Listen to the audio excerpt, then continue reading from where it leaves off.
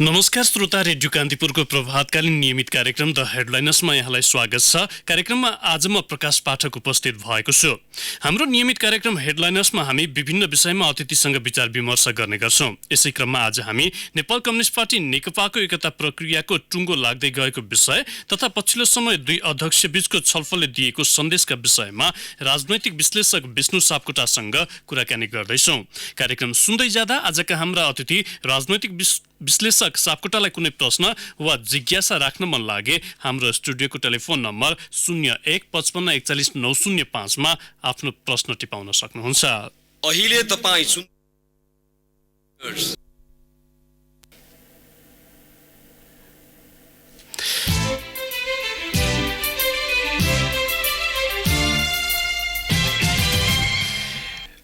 Party एकता घोषणा भएको लामो समयपछि नेपाल कम्युनिस्ट पार्टी नेकपाले एकीकरणका बाँकी कामहरू पूरा गरेको समाचारहरू बाहिर आएका छन्। तत्कालीन नेकपा एमाले र माओवादी केन्द्रबीच एकीकरण भएर बनेको नेकपाले एकीकरणको एउटा चरण पूरा गरे पनि एकता महाधिवेशन लगायतका अन्य विषय पछिल्लो समय गौण बन्दै आएका छन्। आजको कार्यक्रममा हामी यसैलाई केन्द्रमा राखेर राजनैतिक विश्लेषक विष्णु सापकोटासँग कुराकानी गर्दैछौँ। उहाँ यति बेला हाम्रो टेलिफोन सम्पर्कमा हुनुहुन्छ। विष्णुज्यू नमस्कार, स्वागत छ कार्यक्रममा। धन्यवाद, नमस्कार। पार्टी एकीकरणको लामो समयपछि पार्टी संयन्त्रलाई चलायमान पार्न नेकपाले गरेको प्रयास स्वाभाविक हो? अहिले आएर यतिको प्रयास हुनुलाई नै अब सकारात्मक ठान्नुपर्ने देखिन्छ। तर अब तपाईँले स्वाभाविक हो भनेर सोध्नुभएको प्रश्न मलाई स्वाभाविक हो जस्तो लाग्दैन। किन लाग्दैन भने एकीकरण भएको यत्रो धेरै समय बितेपछि बल्ल विभागहरू गठन हुने र अलिकति भेटघाट मिटिङहरू हुन सक्ने तर्फको वातावरण बन्ने हो कि भन्ने देखिन्छ। त्यसकारण यसलाई स्वाभाविकै भन्न त मिल्दैन यति ढिलो गरेर यस्तो गर्दाखेरि। जुन पार्टीको एउटा संयन्त्रलाई निष्क्रिय राखेर अथवा भनौँ प्यारालाइसिस जस्तै अवस्थामा राखेर चाहिँ दुई अध्यक्षले जसरी पार्टीलाई अगाडि बढाइरहनु भएको छ त्यसले निकै आलोचना पनि खिपिरहेको छ पार्टी भित्रैबाट। यसलाई त पार्टी भित्रैबाट पनि आलोचना भइरहेको छ। अन्यको भूमिका सुरुवातदेखि नै कमजोर बनाउने अध्यक्षहरूको चलखेल हो भनेर केहीले विश्लेषण पनि गरेका छन्। तपाईँ चाहिँ के भन्नुहुन्छ यसलाई? मलाई के लाग्छ भने एक त अब दुईटा अध्यक्षले अहिलेसम्म चलाउँदै आइरहनु भएको छ आफूहरूले भन्ने मात्रै भन्ने छ, त्यसमा पनि केही प्रश्न छन्। जस्तै उदाहरणको लागि दुईटा अध्यक्षकै कार्यविभाजन कसरी हो भन्ने देखिँदैन, न त्यो लेखिएको छ न त्यो व्यवहारमा देखिएको छ। प्राय मिटिङ जहिले हुन्छन् त्यो एकजना अध्यक्षले नै चलाउनु भएको देखिन्छ उदाहरणको लागि। त्यसले गर्दा सरसल्लाहको लेभलमा माओवादी पक्षलाई नेतृत्व गर्ने पुष्पकमल दाहालले भयो, त्यतिखेरको नेकपा एमालेलाई प्रधानमन्त्री केपी ओलीले, त्यस हिसाबमा दुईटा अध्यक्ष दुईटा पार्टीका त्यतिखेरका दुईटा अध्यक्षको हिसाब किताब मिलाउनको लागि भेटघाट उहाँहरूको बीच हुने नै भयो र उहाँहरूको कुरा मिलेपछि बाँकी कुरो सबै मिल्यो भन्ने भनिन्छ। त्यसले गर्दा दुईटा अध्यक्षले नै चलाउनु भएको कुरा पनि कति वस्तुपरक छ त्यो एउटा प्रसङ्ग होला। त्योभन्दा बाहेक त्यति ठुला दुईवटा दलहरू यत्रो समयसम्म पार्टी एक भए होइन, तर त्यो एक भएपछि त्यो एक पार्टी एउटा पार्टीको हिसाबमा के कुराकानीहरू भए, नीतिगत बहसहरू कति भए भन्दा त्यति सकारात्मक देखिँदैन। त्यसमा सबैभन्दा महत्त्वपूर्ण कुरा के होला भने एक त यो एकता प्रक्रिया किन यति धेरै लम्बियो भन्ने कुरा एकदमै महत्त्वपूर्ण छ। त्यसको पछाडिको कारण, पहिलो कारण चाहिँ कुन परिस्थितिमा एकता भएको थियो भन्ने नै हो। त्यहाँ थुप्रै नीतिगतदेखि धेरै खालका प्रश्न हुँदाहुँदै पनि दुईटैको जो आवश्यकता थियो एकता गर्नु, त्यसकारण एकता पहिला घोषणा गरियो, त्यसपछि कसरी गर्ने भन्ने तर्फ सोच्न थाल्यो, जो मलाई लाग्छ अझै पनि एकदमै प्रिमच्योर स्टेजमा छ। र अर्को कुरा तपाईँको विभिन्न राजनीतिक मुद्दाहरूमा विभिन्न विषयमा एउटा समकालीन परिवेशलाई हेर्ने मात्रै होइन कि कतिपय घटनाहरूले देखाएका छन् त्यो माओवादी पक्ष र नेकपा एमाले पक्ष भन्नेका जुन फरक विचारधाराहरू छन् त्यो पुरै सग्लो हिसाबमा फरक नै छन् अहिलेसम्म। यद्यपि राजनीतिक प्रतिवेदनलाई अब टुङ्ग्याउने भयो भनिएको छ, त्यो त एकदमै बृहत खालको कुरा हो र त्यसमा त्यो धेरै कङ्क्रिट कुराहरू हुने पनि कुरा भएन। त्यसले गर्दा यो दुईटा पार्टी एक भए भनिएको कुरा चाहिँ अब सरकार चलाउनको लागि दुईटा पार्टी एक भए, त्यस हिसाबमा त्यो प्राविधिक रूपमा एकता त भएकै भयो, तर दुईटा पार्टी एक भएपछि का यो नीतिगत विषय हुन् अथवा कतिपय संसदमै भएका मुद्दाहरूमा हेर्ने दुईटा पक्षका फरक मतहरूका कुरा किन नहुन्, यी सबै कुराले गर्दा र अहिलेसम्म तपाईँको पछिल्लो उदाहरण हेरौँ, अब 5 गते बस्ने सचिवालय बैठकले विभागहरूको टुङ्गो लगाउने भनेको छ अहिले आएर होइन। त्यो विभागमा पनि कति 18 र 14 को भाग गरेर छुट्याइएको छ। 32 वटामा 18 वटा पूर्व एमाले र 14 वटा पूर्व माओवादीले नेतृत्व गर्ने भनेर विभाजन भइसकेको छ। यो सबैले के देखाउँछ भने अब दुईटा पार्टी नै छन् त्यहाँभित्र होइन। त्यसले गर्दा एउटा अब समीकरण जस्तो कोलिसन जस्तो रूपमै देखिन्छ अहिलेसम्म र यो सबै कुराको अब प्रभाव अथवा असर के भयो भने यदि त्यो पार्टी एकताकै आधारमा राम्रोसँग भएको जस्तो देखिन्थ्यो प्राविधिक रूपमा मात्र नभई र त्यो एक भएको पार्टी राम्रोसँग सुचारू भएको एकदम फङ्सनल प्रभावकारी काम गरेको देखिन्थ्यो भने अब एउटा स्थिरता जो हामीले खोजेको अथवा भनिएको त्यस हिसाबमा गइरहेको छ, सरकारमा त्यसको प्रभाव परेको छैन भन्ने देखिन्थ्यो। तर तपाईँ अब 1-1.5 वर्षपछि अहिले आएर हेर्दाखेरि फेरि अब पार्टी एकताको 2 वर्ष पुग्दासम्म महाधिवेशन कसरी होला अनि यो सत्ता लेनदेनको विषय बेला बेलामा जसरी उठ्छ त्यो कसरी अगाडि बढ्ला भन्ने कुराले अब पार्टीको बहुमत छ लगभग 2/3 छ भन्ने कुरा एकातिर हुँदै पनि त्यो पार्टी नै अस्थिर खालको अथवा कसरी अगाडि जाने हो भन्ने कुरामा प्रष्टता नभएको र हरेक हप्ता जस्तो तपाईँ हेर्नुभयो भने विगत 2-3 महिनामा हरेक हप्ता जस्तो एउटा विवाद अब के हुने होला, अब कसरी जाने होला र त्यो पार्टीभित्रका गुटहरू यो हाम्रो नेकपाको बारेमा बाहिर आउने समाचारको प्रकृति हेरौँ 2-3 महिनाकै हेरौँ, धेरै अगाडि नगई त्यो कुन नेता कतातिर लागेछन्, यो कुन गुट बलियो भयो, अब ओली र प्रचण्ड मिल्दा माधव नेपालको के हुन्छ, माधव नेपाल र प्रचण्ड मिल्दा ओलीको के हुन्छ, प्रचण्ड र माधव नेपाल भन्नाले यस्ता खालका समाचारले जुन खालको सन्देश बाहिर दिएका छन् त्यसले गर्दा यी गुट उपगुटको त्यो तरल अवस्था छ र त्यो बन्ने भत्कने क्रमले त्यहाँभित्र को हावी हुने हो अथवा यो सरकारको स्थिरता जो भनिएको छ कसरी जाने हो, महाधिवेशन हुने हो कि होइन त्यसको बारेमा एजेन्डा अब नेताहरूले कुरा गर्दा चिल्लो चिप्लो कुरा त भन्न परिहाल्यो, हामी गरिहाल्छौँ भनेर, तर मेरो हिसाबमा त्यो एकदमै अन्योलग्रस्त छ, हुन्छ कि हुँदैन भन्ने प्रश्न छन्। यी सबै कुराले गर्दा उही चुनावमा बहुमत राम्रो ल्याउनको लागि र एउटा भनौँ न संसदमा त्यति धेरै बहुमतको सरकार बनाउनको लागि त त्यो एकताले काम गर्यो। त त्यसपछि जुन खालको अब स्थिर खालको कुरा प्लस त्यो त्यत्रो ठुलो पार्टीमा जति धेरै योग्यता क्षमता थियो त्यो सरकार सञ्चालनमा देखिने यावत प्रश्नहरूमा मलाई लाग्छ थुप्रै समस्याहरू छन्। अब एउटा चरण त पुरा भयो भनेर उनीहरूकै नेताहरूले भनिरहेको अवस्था पनि छन्। अबको चुनौती चाहिँ के देख्नुहुन्छ, किनभने भोलि एकता महाधिवेशनको पनि विषयहरू बाहिर आउलान् होइन, एकता महाधिवेशन गर्नुपर्ने छ, त्यो हिसाबमा कतिको सकारात्मक सङ्केत देखिरहनु भएको छ तपाईँ आफै? अब मैले देखेको के छ भने यो उहाँहरूले 2 वर्षभित्रमा एकता गर्ने भन्नुभएको थियो। अब त्यो निर्वाचनभन्दा अगाडि दशैंको बेलामा एकता घोषणा भएको थियो। यद्यपि त्यो प्राविधिक रूपमा पुरा हुन त्यसपछि निर्वाचन सम्पन्न भएर त्यसको पनि धेरै महिनापछि गएको फागुनमा 1 वर्ष भयो होइन। अब उहाँले जोड्न चाहिँ चाहनुहोला, सुरु गर्न चाहनुहोला यो फागुनबाट 2 वर्ष भनेर, यद्यपि त्यो असोजबाटै हो होइन 74 सालको, त्यस हिसाबमा आउने असोजमा चाहिँ 2 वर्ष हुन्छ एकता घोषणा भएको होइन।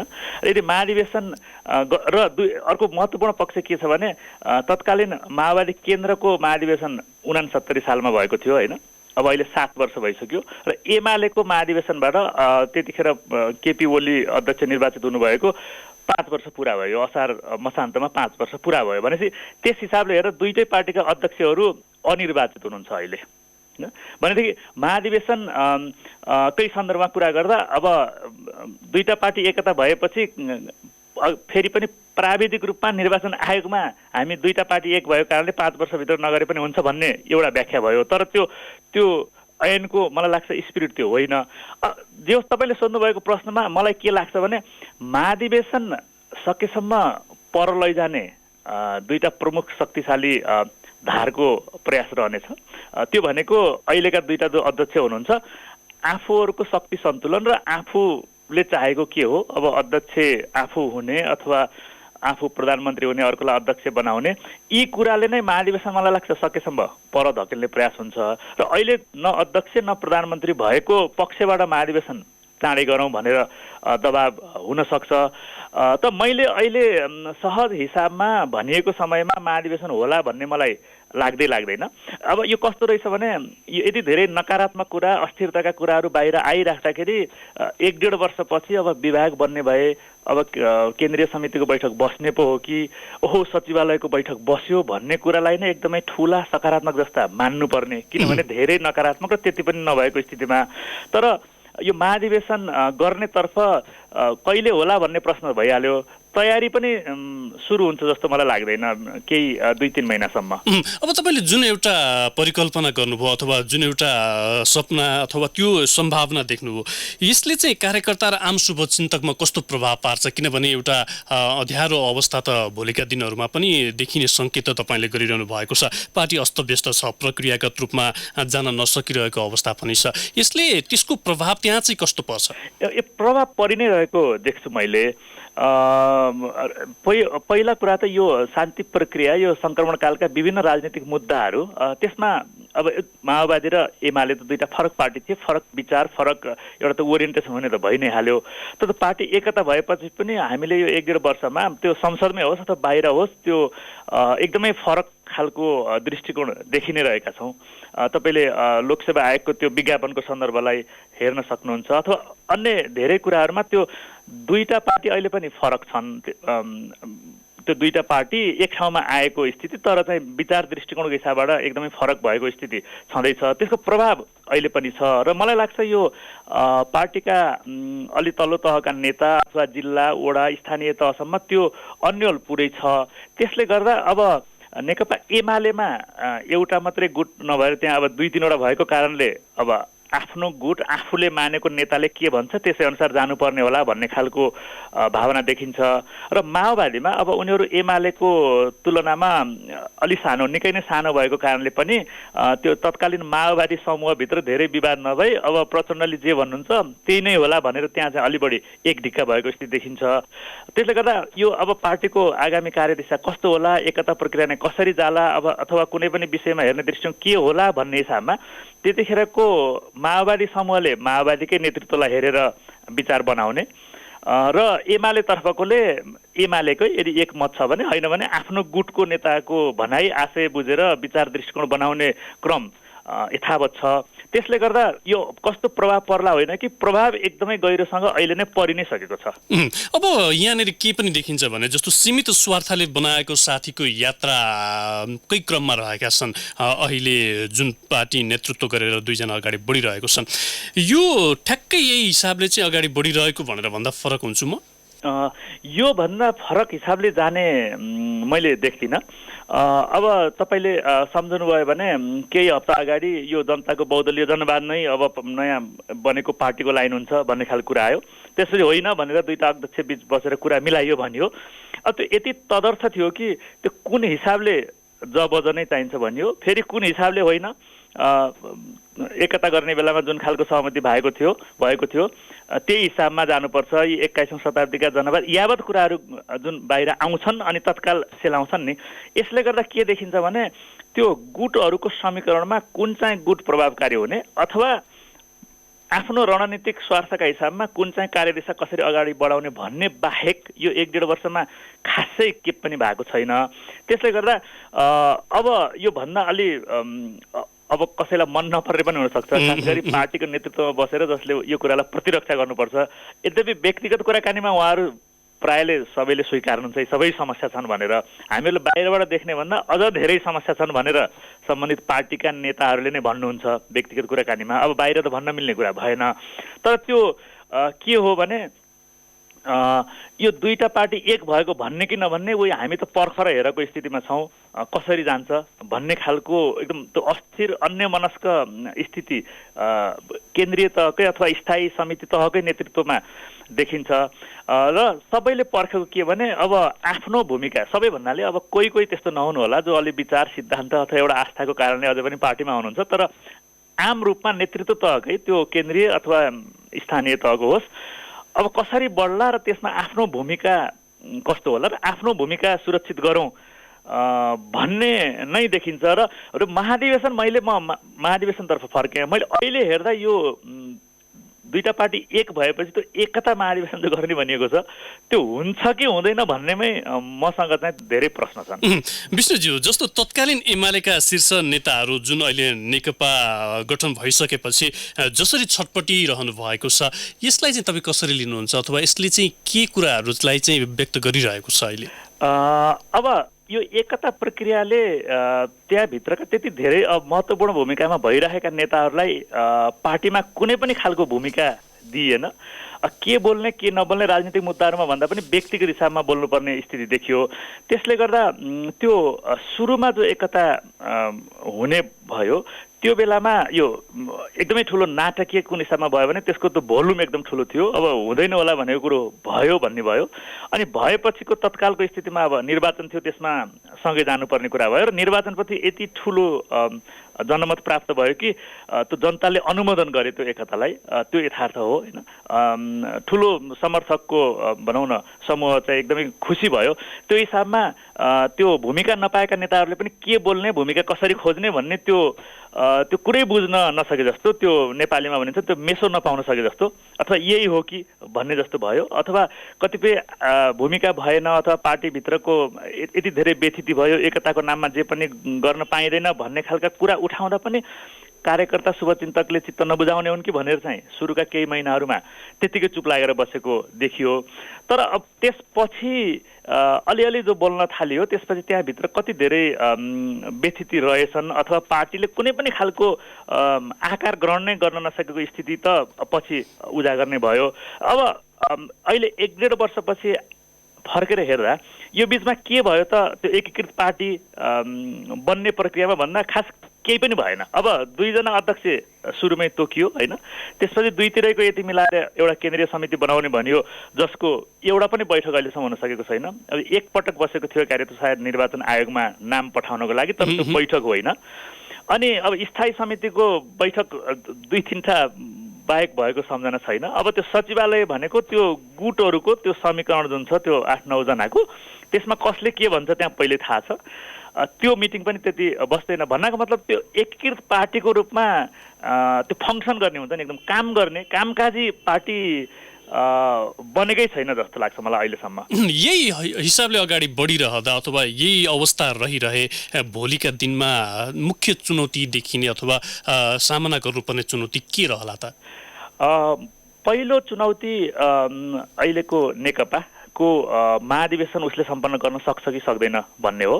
किनभने महाधिवेशनको वास्तविक तयारी गम्भीर तयारी साँच्चै बाहिर त भनिनको लागि पब्लिक कन्जम्सनको लागि अब कुरा भयो भनेर भन्ने होइन कि तयारी सुरु गर्ने बित्तिकै अहिलेको त्यो पार्टीभित्रको आन्तरिक समीकरण छ त्यो अब गुट उपगुट नै भनौँ यी अप्रिय खालका शब्दावली तर यथार्थ त्यही हो।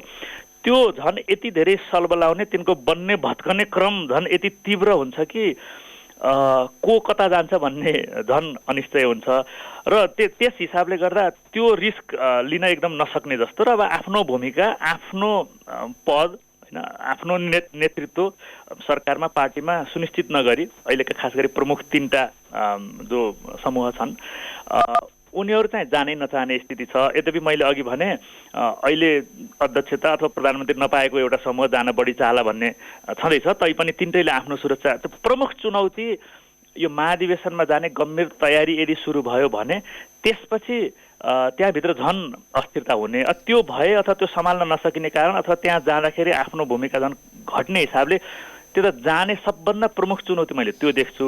र यो भन्दाखेरि एउटा कुरा म जोडिहाल्छु। अब एकता गरेपछि 2 वर्षभित्र महाधिवेशन गर्ने भनियो अनि सत्ता साझेदारीको जुन 2.5 वर्षपछिको भन्ने अर्को जुन लिखत छ भनिएको छ त्यो समय अब नजिक आउन थालेको छ। अब 2 वर्ष एकता भएको पनि अब दोस्रो वर्षको अब कहाँ पुग्यो कसरी गन्ने भयो, तर अब दोस्रो वर्षमा गइ नै सकेको छ।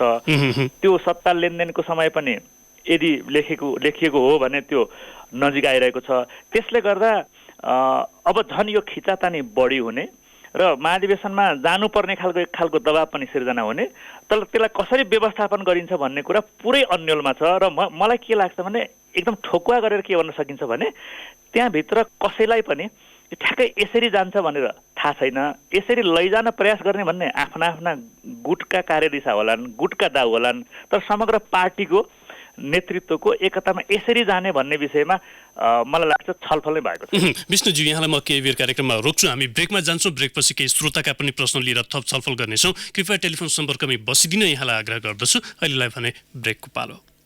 अहिले तपाईँ सुन्दै हुनुहुन्छ द हेडलाइनर्स।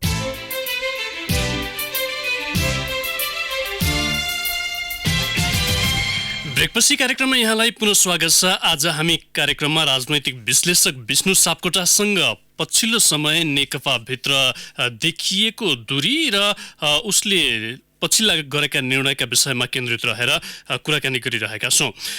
विष्णुजी, यहाँलाई कार्यक्रममा पुनः स्वागत छ। धन्यवाद। धेरै श्रोताको प्रश्न छ, संक्षिप्त जवाबको अपेक्षा गरेँ। मसँग समय 6 मिनट मात्र बाँकी छ। छविरमण अधिकारीले सिनामङ्गलबाट सोध्नु भएको छ, बिरबलको खिचडी जस्तो लाग्दै गएको छ, खिचडी पाक्छ कि पाक्दैन, तपाईँले के देख्नु भएको छ? मैले खिचडी पाक्न धेरै समस्या देख्छु। मलाई त नपाक्ने हो कि जस्तो लाग्छ। पुरुषोत्तम पोखरेलले चापागाउँबाट सोध्नु भएको छ, सरकार फेरबदलको चर्चा कतिको जायज होला, किनभने यिनीहरूले जनतालाई त 5 वर्ष स्थिर सरकार दिन्छु भनेर भनेका थिए, अब बिचमा गर्दा जनतालाई धोका दिएको मान्न सकिन्छ कि सकिँदैन? धोका दिएको मान्न सकिन्छ र सरकार फेरबदलको जुन कुरा जसरी उठ्ने गर्छ त्यो राम्रो होइन।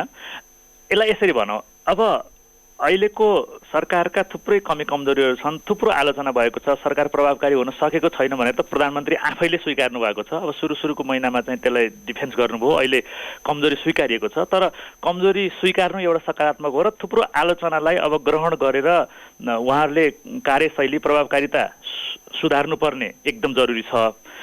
अब त्यसकारण चाहिँ अब मैले भन्न खोजेको के भने मेरो मूल्याङ्कनमा म यो कुरा यहाँ भनिहाल्छु छोटकरीमा, अहिलेका प्रधानमन्त्री र अरू सम्भावित जो लाइनमा बसेका प्रधानमन्त्रीका उम्मेदवारहरू हुनुहुन्छ 3, 4, 5 जना भनौँ होइन, अहिलेको सत्ताधारी दलबाट र अन्यबाट, मेरो मूल्याङ्कनमा खासै फरक तात्विक रूपमा केही पनि हुनेवाला छैन। उहाँहरू सबै एकदम टेस्टेड, परीक्षण भइसकेको, उहाँले के गर्न सक्ने नसक्ने सबै देखिसकिएको हो। कसैको पक्षमा कहिले के हौवा खडा भयो के भयो अलग कुरा हो।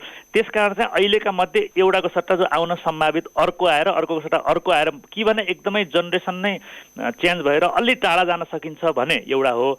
मेरो भनाइको मतलब सरकार फेरिएरै यहाँ चाहिँ केही हुनेवाला छैन।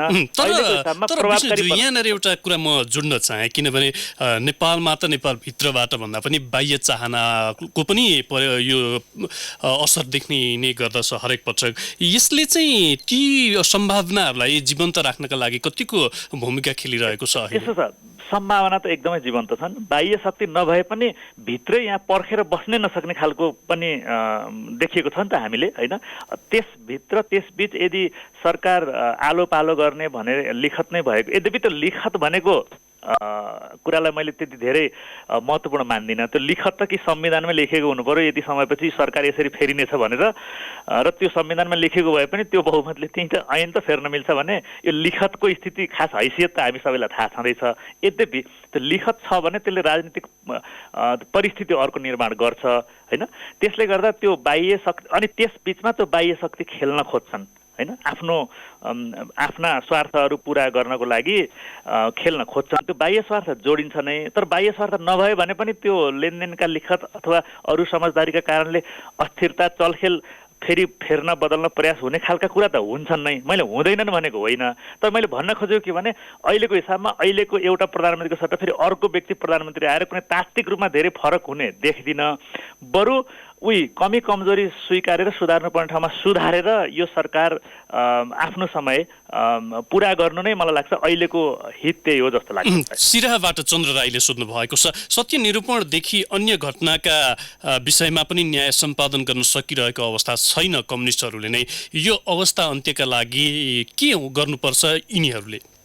उहाँहरूले के गर्नुपर्छ भन्ने धेरै पहिलादेखि उहाँलाई थाहा भएको हो, तर त्यो गर्नुहुन्न। किन गर्नुहुन्न भने यो थाहा भएर नगरेको धेरै वर्ष बितिसक्यो। यद्यपि यो दुईटा पार्टी एक हुने बेलामा यो सङ्क्रमणकालीन न्यायलाई एक हिसाबले टुङ्ग्याउँ भन्ने मलाई लाग्छ उहाँहरू मिल्नुको पछाडिको एउटा प्रमुख कारणमध्ये, खास गरी तत्कालीन माओवादीको तर्फबाट त्यो बढी रुचिको विषय भइ नै हाल्ने भयो, त्यो थियो। तर र दुईटा पार्टी एक भएपछि र नयाँ सरकार बन्ने बित्तिकै केही प्रयासहरू भएका देखिए। त्यो प्रयास झन् एक हिसाबले ब्याकफायर जस्तो पनि गरेको देखियो। तर उहाँले के चाहिँ नबुझेको जस्तो लाग्छ भने मलाई नेतृत्वले, दुवैतर्फको नेतृत्वले, अथवा तिनैतर्फको पनि भन्न सकियो, त्यसमा नेपाली काङ्ग्रेस पनि जोडिहाल्ने भयो शान्ति प्रक्रियाको एउटा प्रमुख पक्षको रूपमा। के नबुझेको देखिन्छ भने आफूहरू राजनीतिक रूपमा मिलेर ल यसरी मिलाउँ भनेर एउटा खालको आफ्नै विधि बनाउने सङ्क्रमणकालीन न्यायको लागि, अनि त्यसपछि ल यही हो भनेर टुङ्गाइदिने र विदेशी नियोगहरूलाई अन्तर्राष्ट्रिय समुदायलाई पनि बताइदिउँ, मानिहाल्छन् भन्ने खालको अति अलि प्रिमच्योर र नेपालकै सर्वोच्च अदालतले दिएको आदेशको विपरीत र अन्तर्राष्ट्रिय कानुनको विपरीत जुन खालको प्रयास गर्नुभयो, त्यसले त्यो एकदमै असफल हुने नै थियो। त्यो भयो र अहिलेको हिसाबमा पनि उहाँहरूले त्यो महसुस गरेर पहिला त सङ्क्रमणकालीन न्याय किन सम्बोधन गरिनुपर्छ भन्ने भावनाबाट त्यो प्रयास सुरु भएको देखिँदैन। र दोस्रो, सकेसम्मलाई पर धकेलौँ, त्यसपछि मान्छेले आफै बिर्सन्छन् कि भन्ने खालको जुन उहाँहरूको सोच देखिन्छ, मलाई लाग्छ त्यो प्रत्युत्पादक छ। हवस् त विष्णुज्यू, यहाँको अमूल्य समय र विचारका लागि यहाँलाई धन्यवाद छ। हस्, धन्यवाद।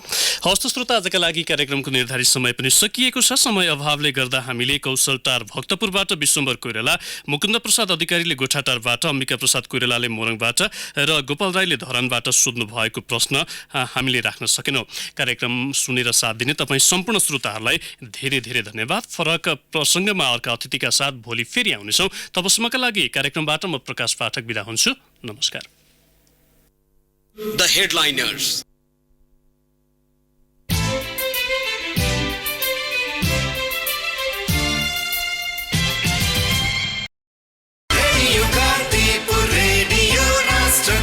सूचना र मनोरञ्जनको संवाहक रेडियो राष्ट्रको रेडियो कान्तिपुर।